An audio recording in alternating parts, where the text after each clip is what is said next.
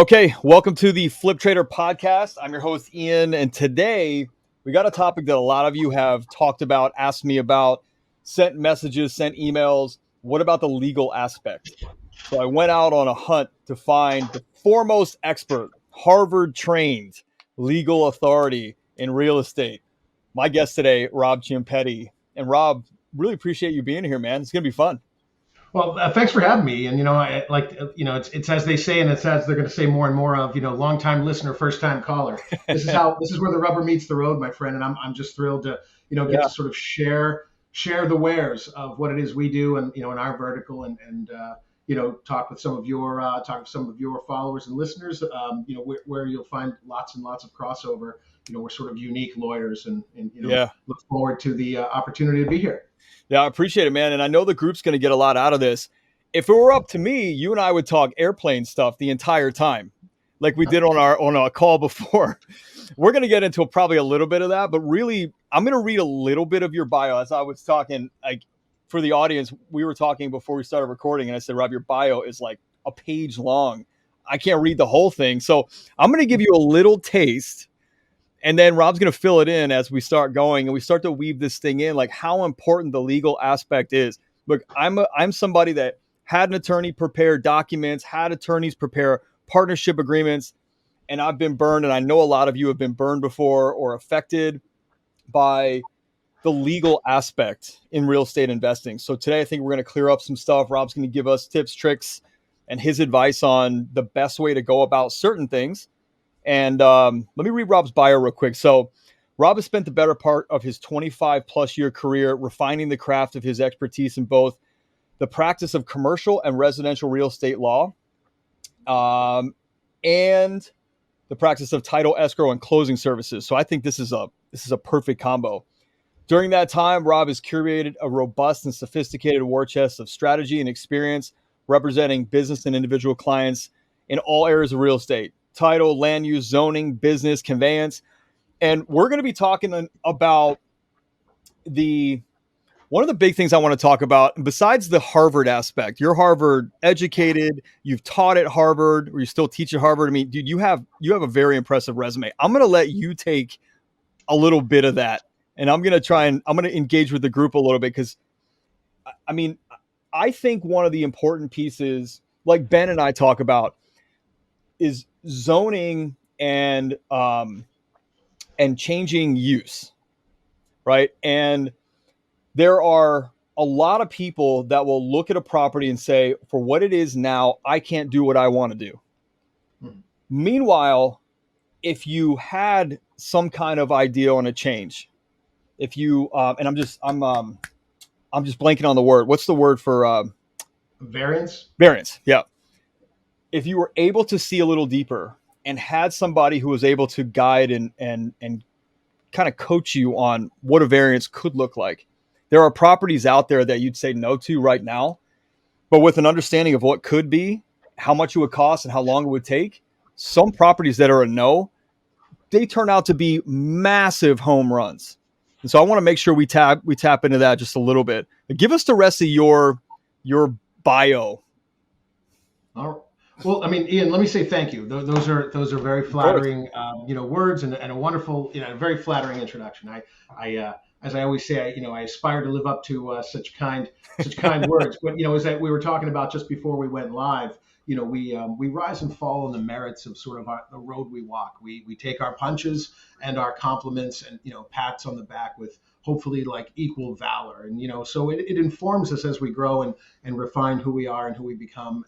For me professionally, I spent, as you mentioned, I spent the better part, if not the vast majority part of my my long career as a lawyer, refining and working in not just the trades but also development, zoning, land use. We represent buyers, sellers, investors, flippers, rehab, investors. We do every gamut of that area of real estate and real estate centric law. My background, and I always kind of fancy myself, maybe it's self indulgent, but I'll say it anyway because it's also, I feel, true. Yeah. I grew up the son and grandson of builders and developers. I'm third generation developer, and I often, lead with this, again, self indulgently. I try to I think I more authentically describe myself when I'm just having conversations as an entrepreneur who went to law school. And when I'm sitting with clients, you know, I've been awake at 2 a.m. I've been, in the mud and the blood,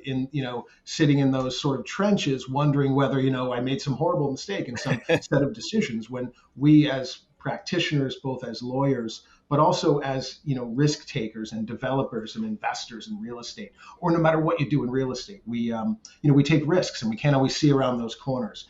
I tried to refine my career, sharing the benefit of not just what I've done. And I'll be honest, when I was a kid, I've worked and I'll say this with the caveat, Ian, that I'm not able to apply the craft of these trades, but I have worked in the lowest rung of every trade for every subcontractor as a kid. I remember having conversations with, my grandfather saying, can I just lifeguard this summer? Like, none of my friends are coming by the job site. Nobody wants to know how to dig a footing, Right. But I will say that while I didn't love it at the time, I wouldn't trade it for anything now, because while I don't profess to be a finished carpenter or anything close, or Right. a plumber or journeyman in any of those trades or anything close, I understand the bricks and sticks on how to put an investment together in the built environment, because I've been around it. And so I surround myself, as we all likely aspire to do, with those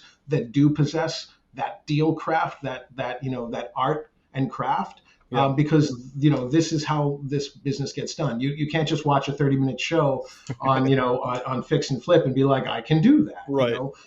Now, when I overlay that, my own personal experience, it's true. I went to law school. I started practicing in real estate right away.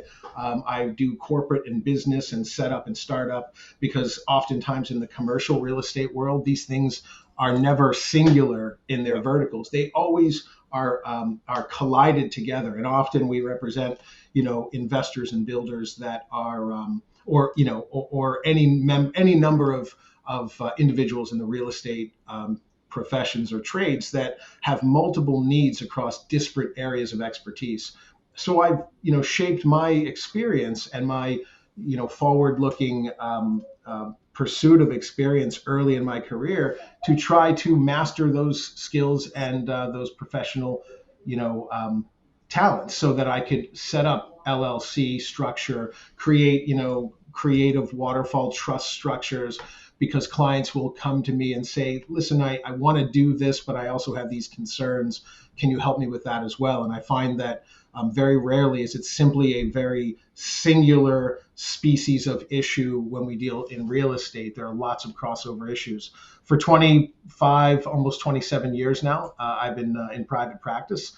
I started my career as a DA, believe it or not, cutting my teeth, Nice. being thrown files to do the Lord's work on behalf of the Commonwealth of Massachusetts. I was a special assistant attorney general for a short period of time, and a special ADA back early in my career. But as of 1997 on, I've been in private practice with my own boutique firm, which I've grown and have the privilege of now sharing with partners and associate attorneys and a boutique staff. We're called Liberty Law Untitled. We're based out of Newburyport, originally downtown Boston on Beacon Street, but we have an office in Boston. We have an office in Beverly and Portsmouth, New Hampshire. And just this past year, I got licensed as a title agent and set up a title agency in Coral Gables, Florida. So we launched our Florida presence. I'm actually a glutton for punishment. I'm sitting I was going to say in February. I don't know why.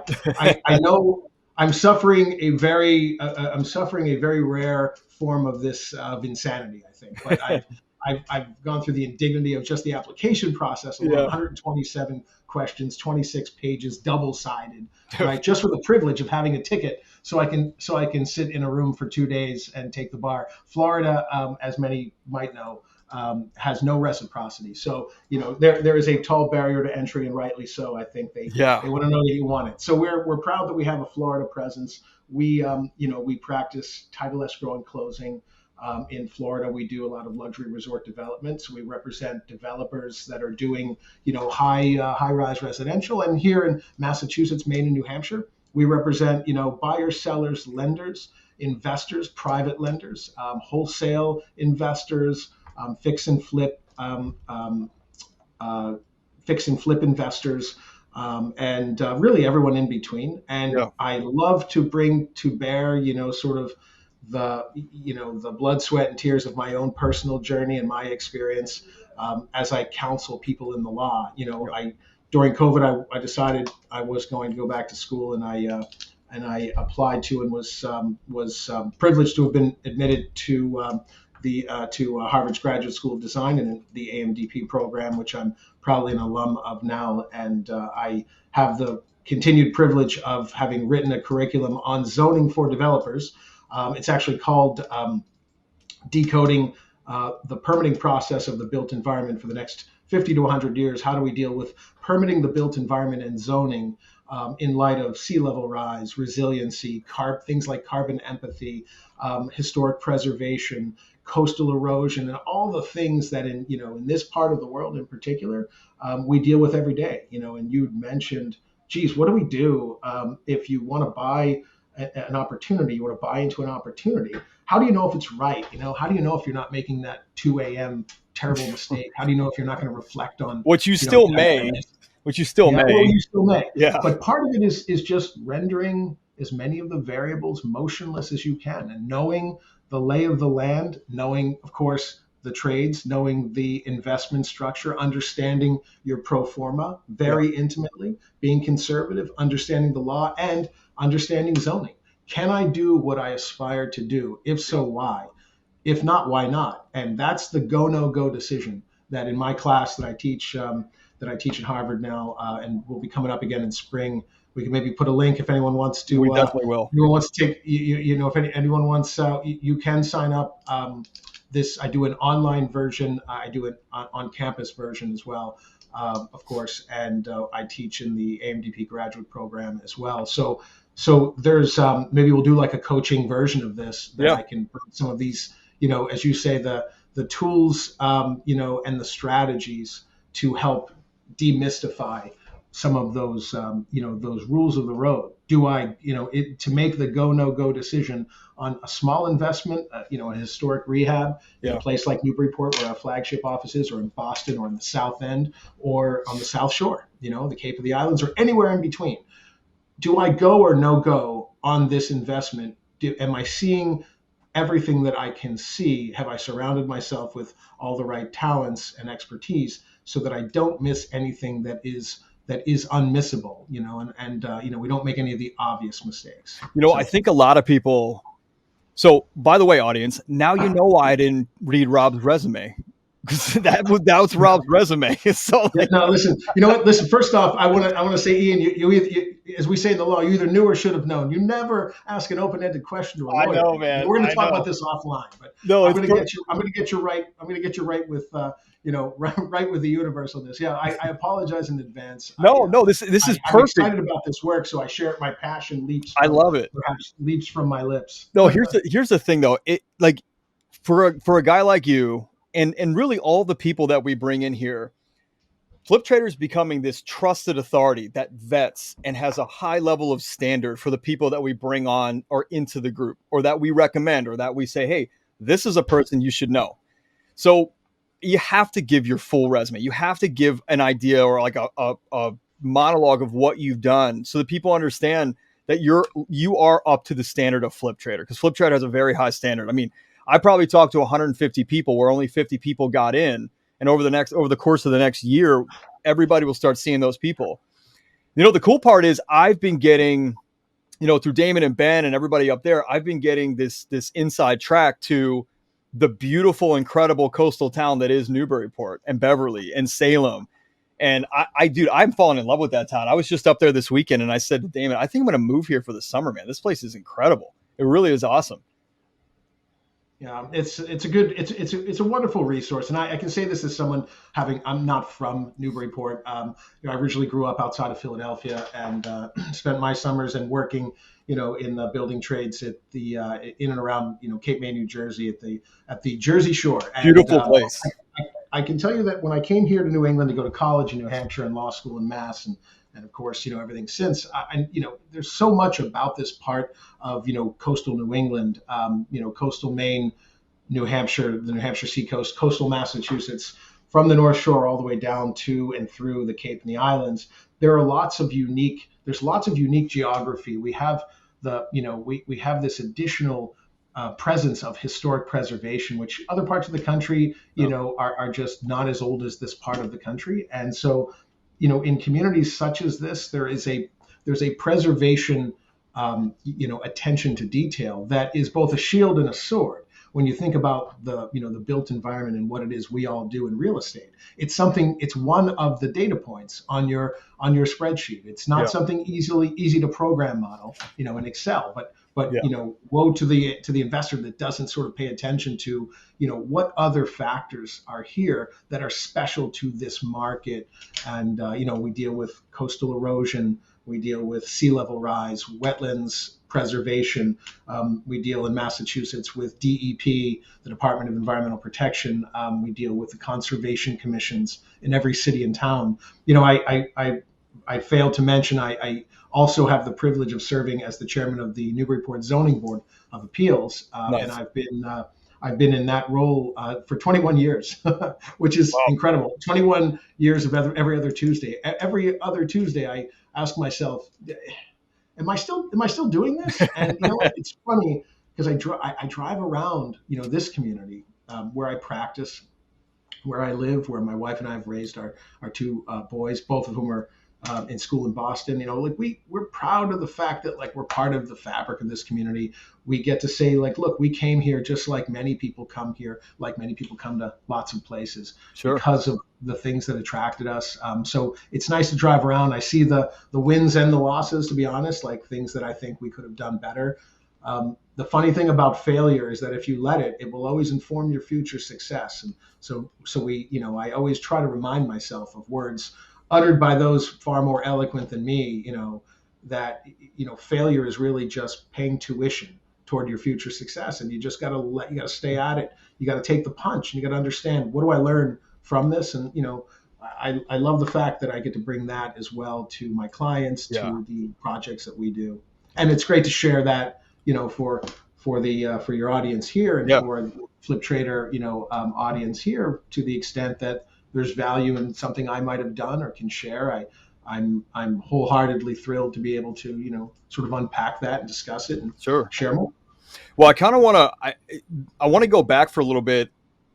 If you were in the development business with your family, what made you want to go to law school? Because I think, in all honesty, and this is why I really wanted to have you on, real estate investors, especially in today's market and economy, and agents who are listening to this too, with all of the historic lawsuits that are happening for residential agents and transactional agents right now, I think having a great advisor in an attorney is a part of your team that it's a massive investment, not an expense line.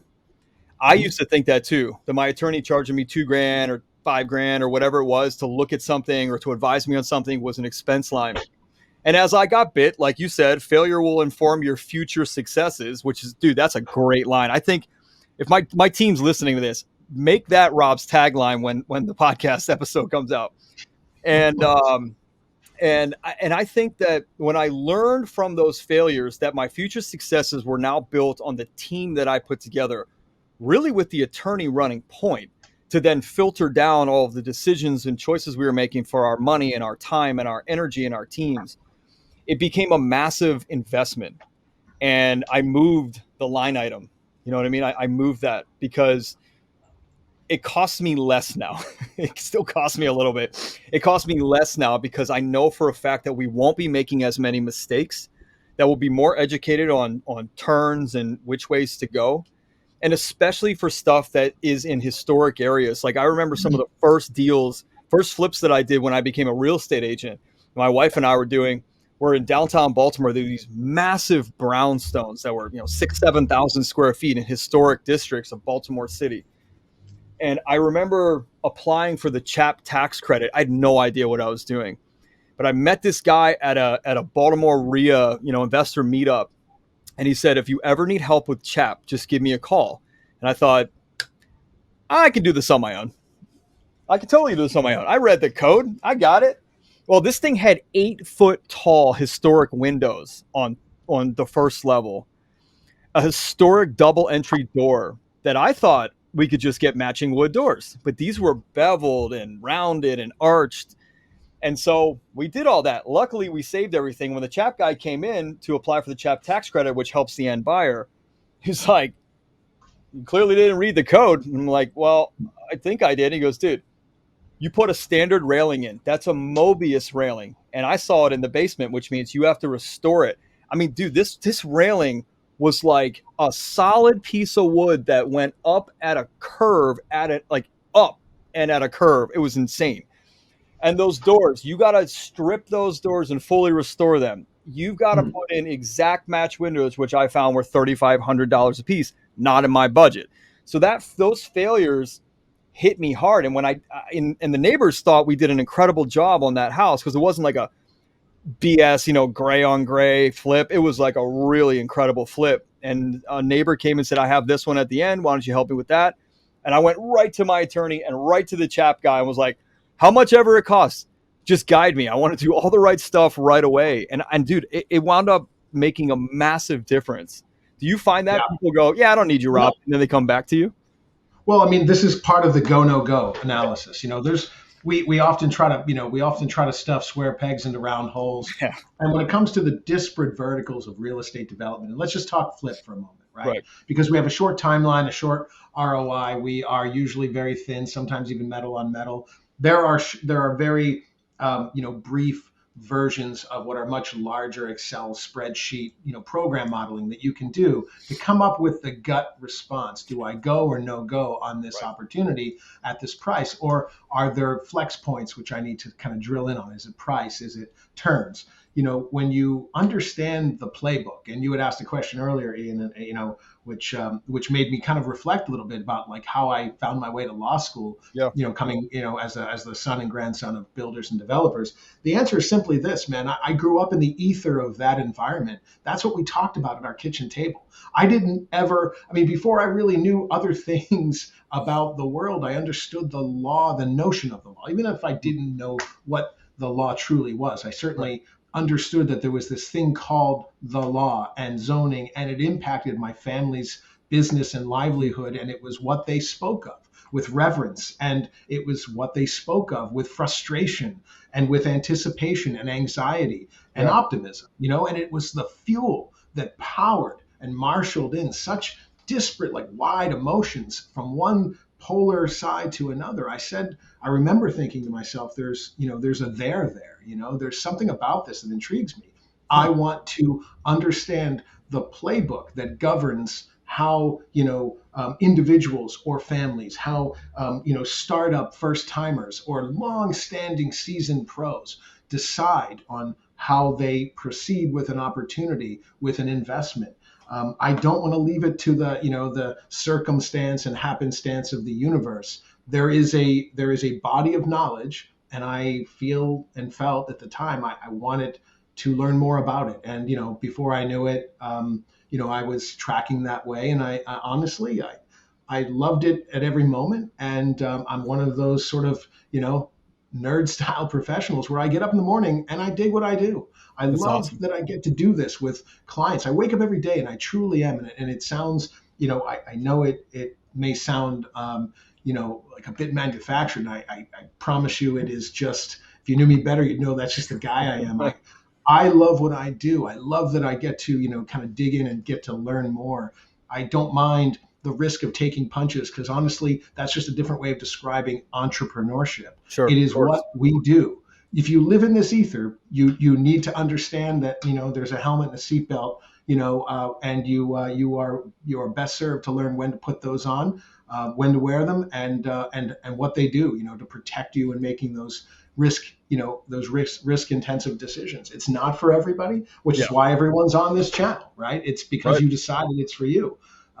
And the rewards are enormous when done well in the company of people that aspire to the best work, aspire to top talent. It's about understanding what we possess as expertise and knowing with humility, like having the vanity and humility at the same time to say, you know what, I feel like I'm kind of good here. Maybe even like few of us in life, and this is true in life, true in love, and true in business. And again, said by someone far more eloquent than me.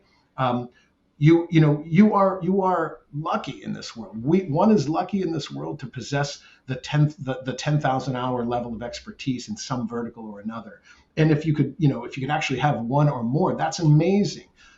Most of us aspire to that every day and are ever aspiring. But if you understand the fact that we are sort of like foibled humans and we have vanity, we have an id, we have our self, our self awareness, and we need to know what we know and possess that, but also know what we don't and surround ourselves by those who do. And that's the teamsmanship of this craft. Know what you know. Go in with that robust vigor, but understand, hey, if I've got a blind spot, I best fill it. That there is no sort of like, fake it till you make it. You don't fake anything. You just find someone who's already made it and you align with that expertise. Different way to go. No, it's really You know, well said, because that's one of our founding principles, is that none of us know everything, and if we collaborate with each other and we bring people in that are experts in this field, then there's one more thing that we can learn. I don't care if you've done thousands of deals. There's something you can learn, because even though your system and model works, and this is for the experienced people in our group, even though your model works, look at what's happening in the industry right now. Look at what's happening in the economy right now. Look what's happening with interest rates. The world around you is changing, and you've got to know how to adapt and evolve your system and formula to continue that success or to be able to sustain your business. I mean, years ago, my other business, the coaching business, like personal development coaching, business coaching, was straight out referral, all good, no marketing, all awesome. Then we went online and it was great. And then the keywords started getting more expensive and the industry started getting more full. And you're competing with hundreds of thousands, not thousands. And you got to know how to pivot. And at yep. that point, I said to myself, let me take a step back here. Let me figure out if this is really the direction I should go, or was this direction the one that set me up for the new pivot? And that's what I determined it was. And I say that because somebody asked me, why don't you just focus on one area of real estate investing? And I said, well, the guys that do have a product to sell you in that area. And I don't have that. I want to be like Flip Trader is this place where we bring everybody together with their different expertise so that you now know the next thing you may want to pivot to, if that makes sense. Yeah. If you didn't It's know about mobile home investing and you learned it here, you might get interested in mobile home investing and say, hey man, the multifamily market's saturated. I'm gonna pivot a little bit, So I totally agree with that. It's great. It's really interesting you say that, Ian, too, because it sort of triggers for me the some of the more recent examples where we see like how do we talk about this at sort of a 10,000 foot level, and the sort of the privilege of pivot, right? To Right. understand yourself enough, know thyself, know where your strengths are, and be able to make that, often inconvenient move and say, God, I've got to, Yeah. I've got to cut the line here, man. I got to cut bait and move Yep. because, as they say, the juice isn't worth the squeeze, and that's a realism that we need to be always like self-aware about. But when you think about like, well, what does that mean in the real world? Like, Rob, let's drill that down. Right. Give me an example. I want to use an example because I see this a lot, and I'm sure many of the listeners do as well. It's about asset class the new verticals of asset classes of real estate, pre and post COVID, and in particular, and this is a pre-COVID thing, short-term rental units. We could talk for a moment about STRUs. Why? Because across the Commonwealth of Massachusetts, across the nation, and across the world, for different reasons and in different tempos and temperaments, we have this new notion of a commercial use residential property that is confounding the traditional script of zoning regulations in cities and towns Right. across the country. And you need only to look,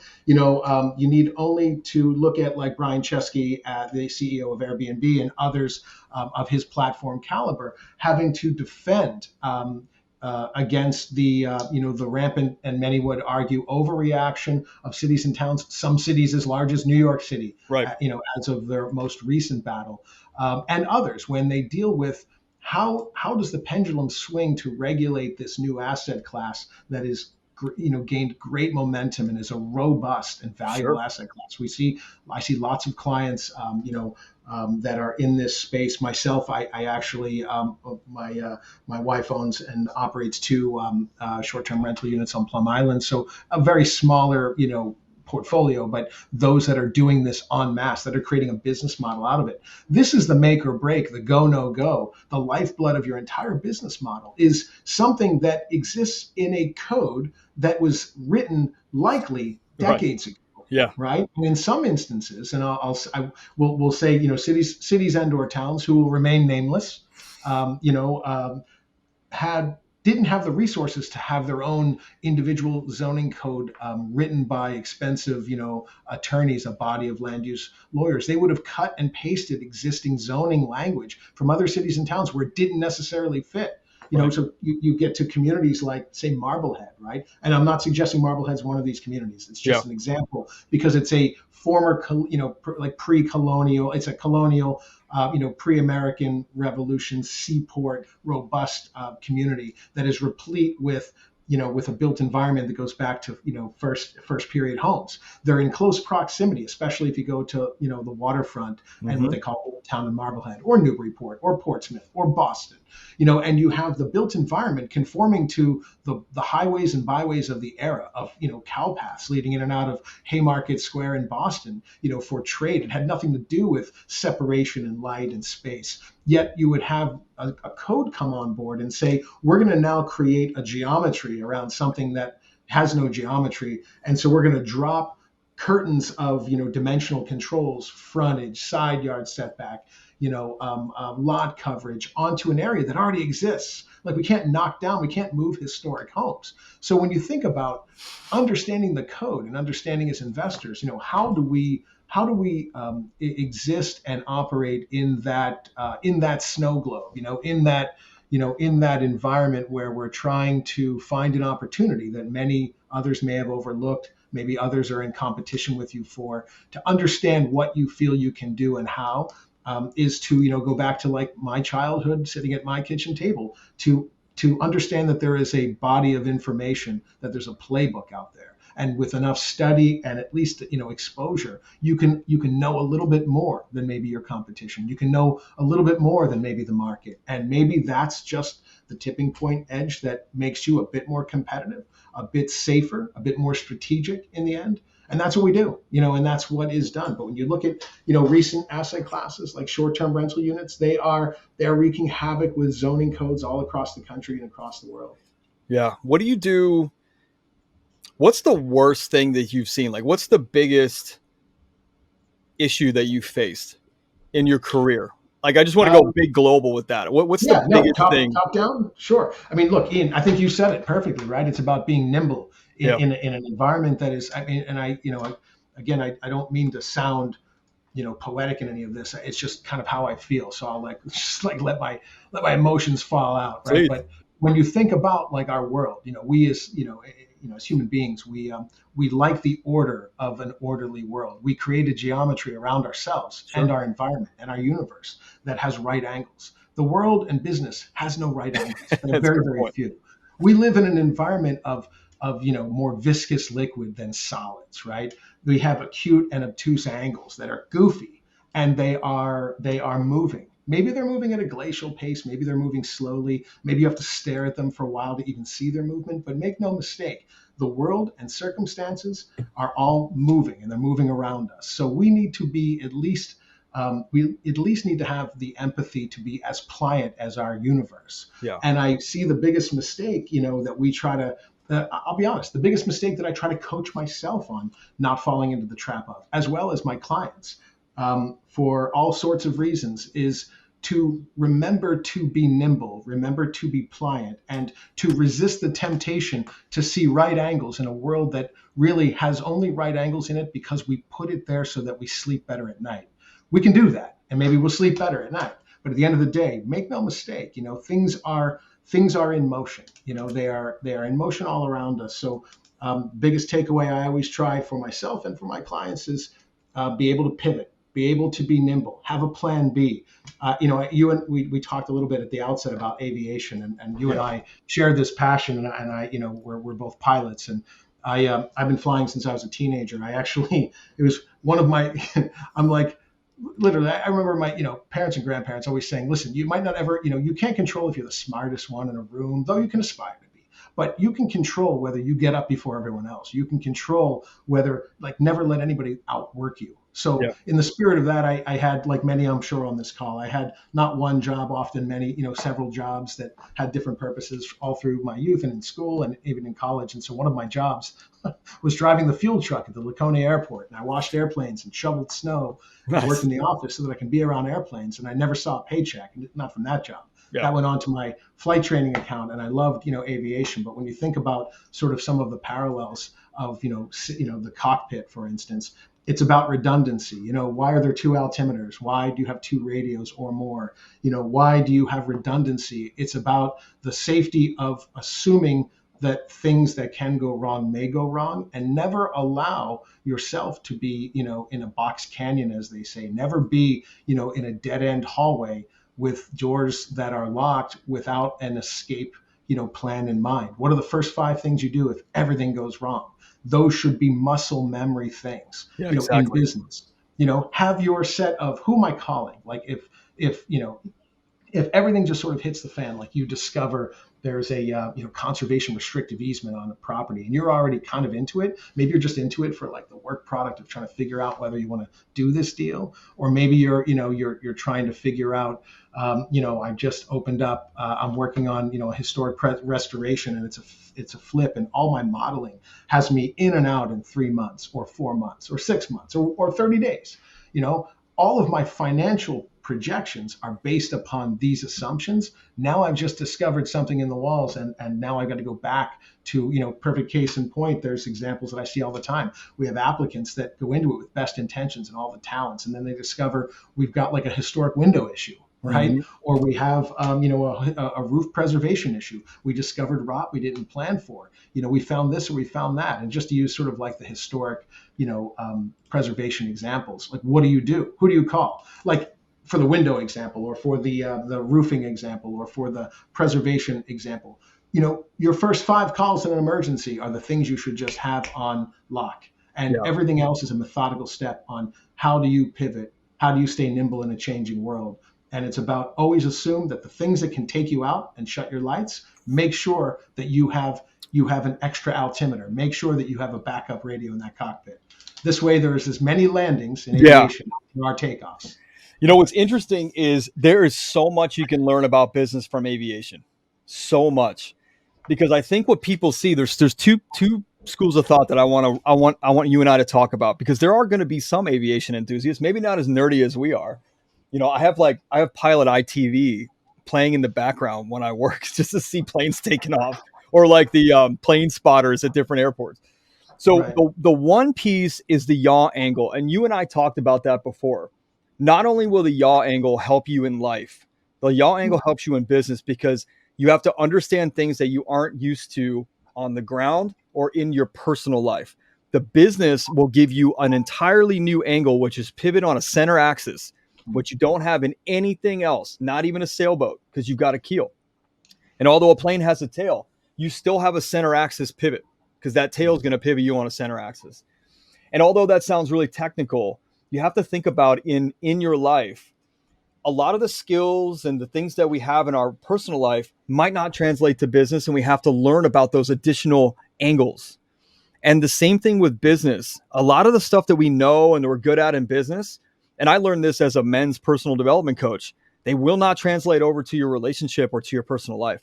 Like you can negotiate a $10 million deal, but you can't get yourself out of doing dishes or the trash or something little, and it creates this huge conflict. And I always used to wonder, like, how am I so good over here, but it can't translate? Like, what the hell? How is that not possible? It's still me going home or going to the office.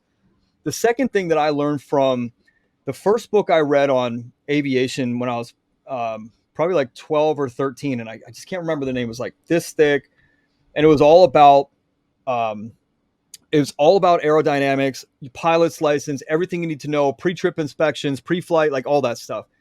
And the thing that I still do to this day, and it's funny because if Aaron were on here, or if any of the other people that work with me on Flip Trade or any of my other businesses are on here, they know because I reference airplane stuff all the time. What we look at in terms of success is like an airplane taking off. The moment it lifts the ground, we see the airplane take off and we go, oh, it flies. It's in the air. Even if you see an A380, you look at the thing and you're like, how the hell does that move in the air? But it just, when you see it lift and the wings catch that air, it goes up because that's what a wing naturally does. So it's basic physics, right? But like what I think about in terms of business, and it was funny because I was explaining this to the other partners, Ben and Damon, in this, is I move very quickly. Like when I pull back on the elevator and you see the wheels lift off, you go, oh, cool, you got off the ground fast. But you don't realize the hour and a half I spent or the 2 hours I spent doing a pre-trip, pre-flight, going through the airplane, taxiing out, then doing all of the stuff to do your final checks on taxi, your final checks on the top of the runway that you don't know about. And I think that applies to business because I make moves very fast. Nobody knows the 5 hours that I put into researching the one little thing that I just made what looks like a very fast decision on. So nobody, unless you're like one of those ice pilots or whatever, because they look like they just jump into these 80-year-old planes and fire them up and smoke and they just go. They just do that because they're limited to a 28-minute segment. So right. Gotta cut some things out. Right. But I encourage people to go read about what happens from pushback to wheels up. And even after wheels up, the process, like in a commercial jet, the process that happens from pushback or even pre-pushback to 10,000 feet, you will see pages and pages and pages and pages of things to do and check boxes and things to hit and redundancy and double checks just to see that plane lift off and get you to get your peanuts and beer.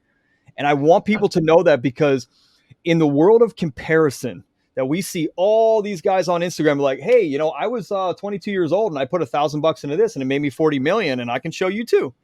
You're like, well, wait, there's got to be a middle ground. So the point to this whole story, long-winded as it might be, is that you need to understand what happens in between the time that the passengers load and the plane actually lifts off the ground and you get your peanuts at 10,000 feet or you can go pee. There's so much that happens. And when you start to analyze that, like all of our business models, I build out just like that. What's it look like? What's it look like when the plane approaches the gate? What's it look like to clean the plane, offboard the passengers, load in the new passengers, do the safety? Pilots are doing their check. The flight attendants are doing their check. I run everything in aviation terms because there's also the points of the runway, which not many people understand. But when you listen to cockpit calls, you hear them say the different call signs for when the plane actually needs to either hit emergency brakes or lift off. And I think that's directly affiliated and corresponding with business because you got to understand where your checkpoints are down the runway as you gain speed. There must be a point in which you have to hit the brakes or you're going to go off. Like at LAX, your ass is in the ocean if you don't hit that V1 very carefully. And if you lift off, you must lift off. Like if you pass that point where you can hit the emergency stop, then you must be confident that that plane can fly, even if it's one engine down. That's the go. I think it's amazing in business, and that's what aviation has taught me. I knew we were going to wrap aviation into this, but that's what aviation has taught me is Okay, I now have momentum down the runway. At this point, I must make a decision either to pull out of this or to lift. And if I lift, I got to ride that thing with one engine, or the power went out or something happened. I must be prepared for that. So I start thinking in worst case scenario when it lifts. And I Yeah, can start to pivot, kind of go back to our talk earlier. So I it's the recommend critical everybody decision point. study aviation because you're going to learn a Yeah. lot about business from aviation. No, you're absolutely right, Ian. Yeah, And it's that critical decision point. They right. they call that moment, though. In aviation, all the speeds are measured in vectors of speeds. Like V sub r is the rotation speed. That's the moment that the airplane rotates its weight from the wheels to the wings, and that rotation moment is that sort of critical, Yeah, that critical moment when you are committed. So you're right. It all leads up to that moment. It's all made easy, so that it yeah. fits conveniently in a 28-minute, Bravo segment. But at the end of the Right. day, a lot of work goes into that so that it can look easy or be easy or at least be more routine. But Yeah, make no mistake, those, it's like we all were taught you measure twice and cut once. right. But you think about a business starting to pick up speed. Mm. Nobody's scared of a plane when it's sitting at the gate, right? Think about that. Nobody has a fear of flying when it's sitting at the gate. Planes are cool. You can walk around. Oh, look how much room this thing has. This is amazing. Yeah. If you had a heart rate monitor on every passenger inside that plane, as it hits the top of the runway, you just see the chart go like this. As the plane starts to do this down the runway, the chart would do this and then just keep going up as the plane goes up. But you have that moment where you lift off the ground and you actually, put a lot of money into your business, is my correlation, at that rotate call from the pilot. Like, we've hit the critical speed, we've passed the vector that we have to hit the brakes, we have to lift this thing off. Like, Flip Trader's at that point right now. We have now lifted, we are rotated, and the plane is now flying. That's the scariest part, because you're no longer controlled by the ground, you're controlled by the forces in the air. And yaw now comes into control, or into view. So I always have these understandings of what's it look like when we go faster. Because if you think about it in terms of plane terms or fast car terms, nobody's nervous sitting in a car in a parking lot. They're nervous when a car's doing 140 down a highway, or weaving in and out of traffic, or riding too close to somebody, right? So the Mm. faster the velocity, the faster the speed, the more money you're putting in, the more people you take on. That's when you have to really understand your next 5 moves. Because in a plane, you got to understand your next 5 to 10 moves, and you got to know what happens in any situation, especially in liftoff. So we're gonna have a flight training for business for I look business forward to owners. it. Flight training for business owners. Maybe you make a Harvard class. Okay, here's what happens in your business as the plane backs out. Here, like, no, I mean, that's how I build my businesses, and it just so happens that you and I have that in common. But I think about the fear factor, the nerves, the anxiety that I have as a plane lifts off the ground, or as you have a strong tailwind, and you feel the plane doing this down the runway before it even lifts. That's business. That's what's going to happen. And you got to be prepared for every one of those. So vision casting and understanding worst case scenario is not negative. It's smart and realistic. Would you agree? Mm. Yeah, absolutely. I mean, it's never negative. It's got to be. I mean, the real, allowing it to be realistic to the world around us is just being authentic. You have to be self-aware. We have to know what's out there that lies in the, around the blind corners that can snipe, that can snipe at us or try to pick us off. When I'm speaking with clients or when I'm doing my own projects, I'm always slowing the roll a bit, always trying to be methodical, even in an eager sort of timeline Right. pressure situation, which most of us find ourselves in. I come back to an adage that always helps me, which is, let the work drive the timeline, not the Right. timeline drive the work. That's a good point. And that's how we avoid some of the avoidable errors in business, and it's true in life and true in business. Let the work drive the timeline, and it's important to be able to like suffer through the discomfort of having to push back on other factors, and force others that are influencing you to tap their brakes so that you can feel, assured in the tap of your brakes, that brake tapping is just what needs to happen. Right. And the reason we're doing that now is the same reason that we bothered to break out an Excel spreadsheet and try to build a pro forma around it. We didn't just shoot from the hip and say, Right. the operating costs are kind of 80,000 ish. Maybe I'm right. Maybe I vetted rents. Maybe I vetted these expenses. Maybe there's some, like, we've all seen it, right? You have to drill into the, into the granular to understand. You have to get up close to the painting and understand the individual colors and brush strokes, so that as you step back again and see the image come and coalesce for you, whatever the, painter or style might be, you appreciate the art from a distance, but you appreciate the mechanics of the art up close. So make no mistake, getting in and up close to understand, like, hey, are these numbers authentic? Have the expense numbers been sort of deleted for management fee or something, like a property? Like, if you're looking at a multifamily, we do these wholesale deals all the time, and I've built a doc set around doing wholesale transactions. Oftentimes when you're evaluating them, you're looking at, like, the go no go based on the matrix, and you're like, okay, here are the expenses, here's the income. But if you don't know what to see is there that maybe shouldn't be there, or more importantly, what isn't there that should be, and you just take that number without without walking up close to the canvas, you might miss the fact that, hey, that expense number doesn't have a pretty big line item. What about property management? Am I going to go do it?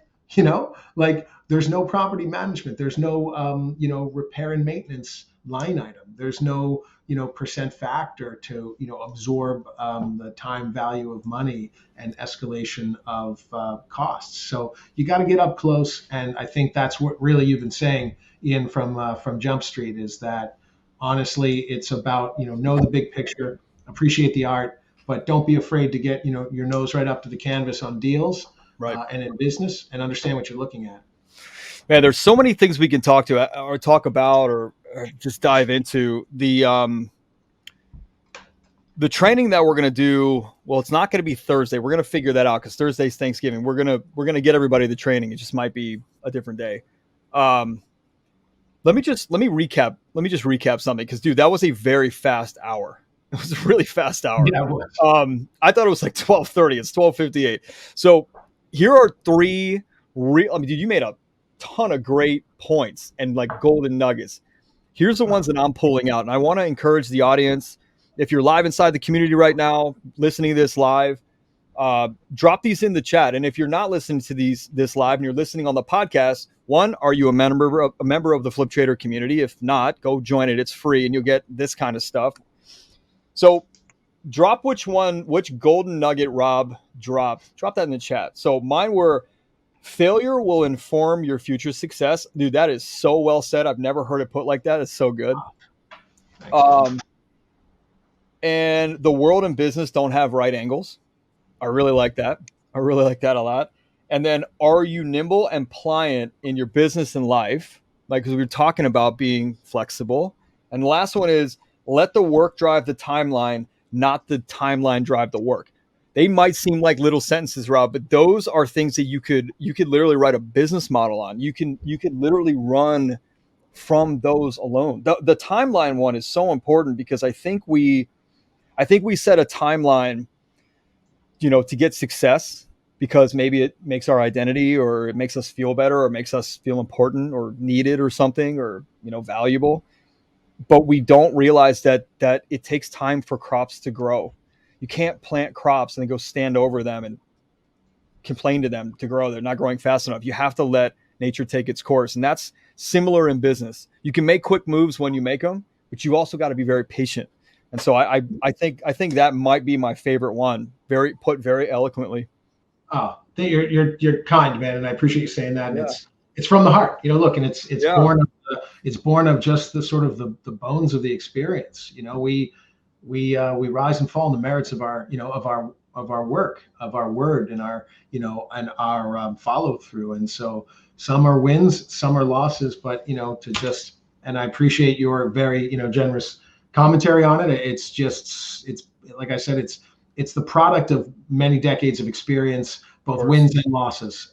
In every day, just like every one of you, just like you, Ian, and everyone on this, as part of this community, that you get up every day with a goal to succeed, but understand that life's going to start throwing you, throwing you mystery right angles, or fake right angles, or mislead you, or divert you, or confound you, or complicate your efforts. You must be ready for that if you want to do this work, if you want to be in this business and in this expertise. You got to understand that it comes with lots of sort of sharp angles and sharp edges, and that's just part of the deal. So be ready for it, be nimble, be pliant, and surround yourself with experts, and be able to call out your blindness before the blindness finds you first, right? So know that you've got a peripheral vision problem on your right side. Fill that before someone fills it for you. And that's just stuff. It's stuff our grandfathers said and grandmothers. Yeah. It's the wise sage wisdom of those that walked these roads before us, man. And we are all well served to take that with a great deal of precision and heart, and carry it forward. Yeah, my dad used to say to me, I'm not going to advise you on anything that you don't want advice on, or anything that's going to hurt you. Just understand that I've been through it before, and I'm giving you a choice. You either learn by my mistakes, which costs you a lot less and hurt less, or you learn from yours. Either way, I support you. Just know that your mistakes are going to cost you and hurt more. Yeah. And I like that, because it allowed me to have the freedom to make my own choices. Except it also taught me the value of mentorship and coaching and good guidance. Well, to your credit, Ian, and to all of those that make Flip Trader possible, and all the creatives, and tacticians alike, it is it's something to it's really something to be proud of. And I am, I'm, like I said at the very outset, long-time listener, first-time caller. I'm proud to know you guys. I'm humbled and privileged to be part of this today. And I truly enjoyed the opportunity to just sort of share some of the stuff that we do. And I certainly welcome any one of the the audience that are logged on or watching this, or anyone that catches it as podcast later on. If there's something I can do to be helpful, or if you have a question, I'm sure, I don't know if Ian, you can share my contact info if someone wants to reach out. Liberty Law, if you just Googled my name and Liberty Law, or just libertylawma.com, you'd find it'll drop you right into our little Liberty Law universe. And like I said, it's about life and business are a game of inches, and it's about taking the time to surround ourselves with the pieces and parts that help us be better versions of us in this. So thank you for for everything, and I appreciate getting to be part of this today. Of course, man. There's another wisdom drops there. I love it. Well, Rob, the pleasure is all on this side of the table, buddy. This was a really fantastic episode, even though we may got a little loose on the little too far over to the right on the plane stuff, but I think we made it match. I think we made it align. Really appreciate you having you here, and really look forward to the training that you're going to do. Yeah, my pleasure. I look forward to it as well, and thank you to you and everyone that makes this happen. I look forward to it. And to anyone out there, thanks for suffering through all of these words from this lawyer. My God, somebody ought to give you guys like a medal or a trophy or just a hug or something. But it's been really a pleasure, and I hope it's been helpful. Yeah, absolutely. All right, Flip Trader group, I know that you found that helpful. If you listen inside live in the group, make sure you hit the comments down below, drop in what you learned, what little pieces you took from Rob that you will apply. Because remember, everybody that we bring on here, the standard that we have is that they must be giving you something that you can apply right after you listen to them. Not in 3 months, not in 6 months, right away. So I know there's something in here. Make sure you go back and listen to the little nuggets that Rob dropped throughout this, and they're going to be really helpful. And if you really are inclined, go start studying aviation and see how parallel that is with business. Other than that, we appreciate you, and we love having you here. We love having your support. Look out for our Flip Trader membership program that's coming up in a few weeks. I'll start launching that soon, and we'll catch you on the next one.